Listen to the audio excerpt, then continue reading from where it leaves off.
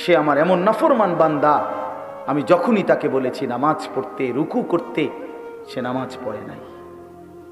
আমি দুনিয়া খাইতে দিছি, এরপরেও পড়তে দিছি, ঘুমাইতে দিলাম, এতভাবে আমার নিয়ামত দিলাম, ওমা নাফরমান, এরপরেও আমার সিজদা দেয় না, আমার রুকু করে না।